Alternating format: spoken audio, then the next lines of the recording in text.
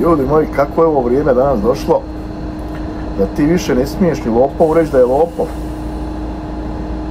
Ja se sjećam onih vremena Jugoslavije i onog sistema. Sramota je bilo biti lopov. To je policija uvijek tjerala, te kokošare, lopove, raznorazne.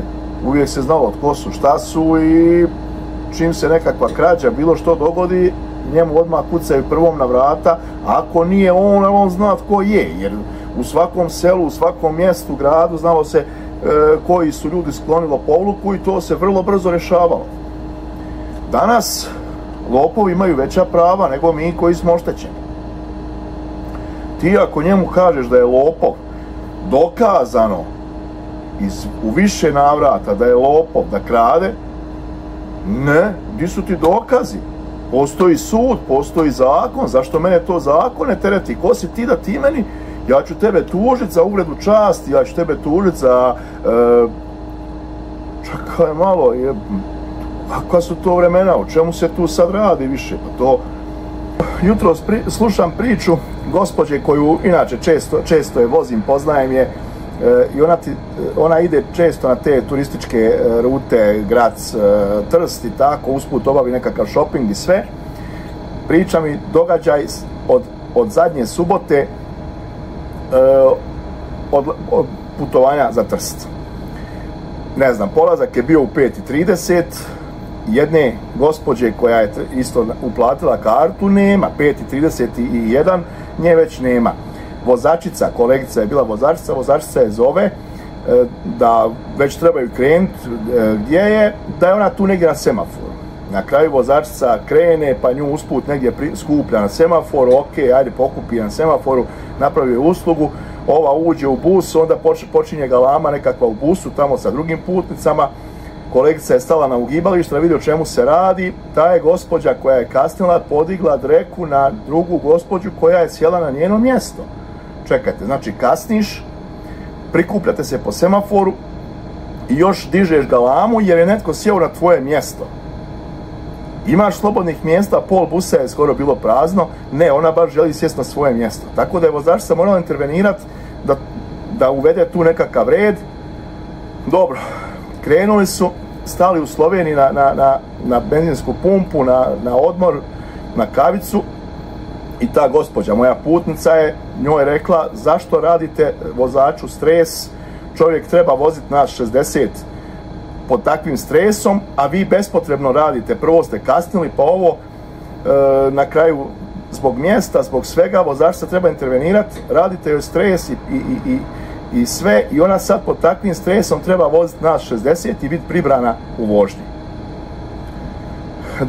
Da je ova onda na nju skočila, da kako odakle njoj pravo da se ona njoj obraća i fizički nasrnula tu gospođu, da je gospođa morala pobjeći u šank u Sloveniji gdje su se svi Slovenci zgražavali, svi su se putnici zgražavali na to, mislim, katastrofa. Da bi na kraju, ajde, sve se to umirilo, otišli su u Trst, iz Trsta je bio dogovor kretanja u 17:30.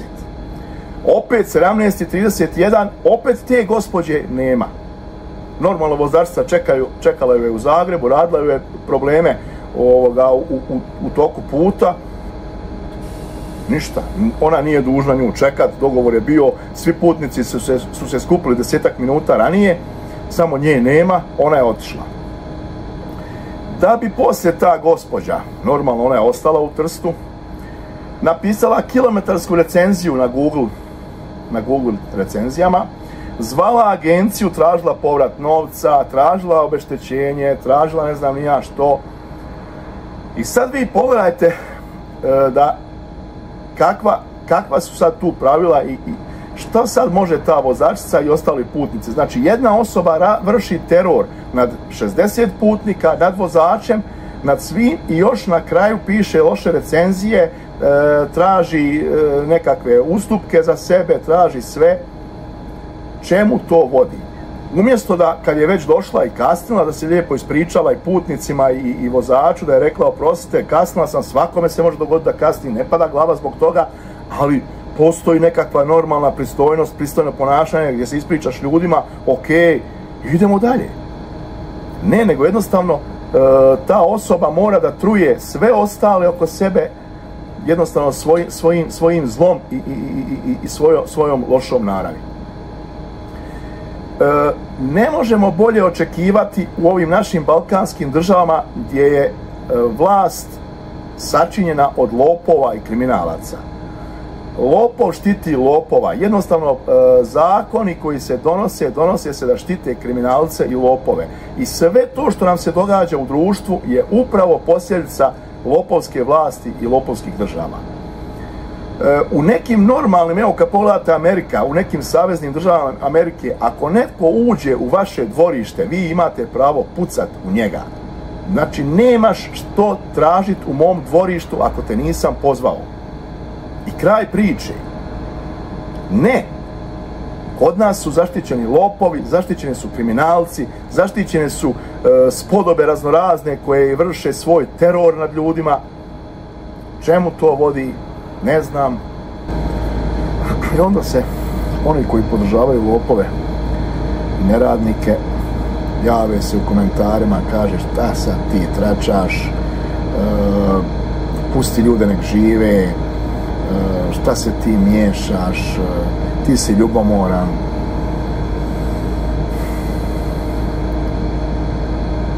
Nijedan normalan čovjek ne može biti ljubomoran na lopove. Ako je sramota biti lopov, zašto bi neko bio ljubomoran na lopove? Logički, tako. Druga stvar, ja sam odrastao u vremenu kad se uvijek pokazivalo prstom u lopova. Kažem, jasno i glasno se rekao, to je taj, to je lopov, pazite se ljudi. Bilo je ljudski upozoravati na lopove. Danas nije to tvoja briga, živi ti svoj život, šta tebe to briga, takve stvari. Ne, to ne vodi dobro ničemu. Treba jasno i glasno reći da, to nije u redu, to se ne radi tako, to nije tako dobro.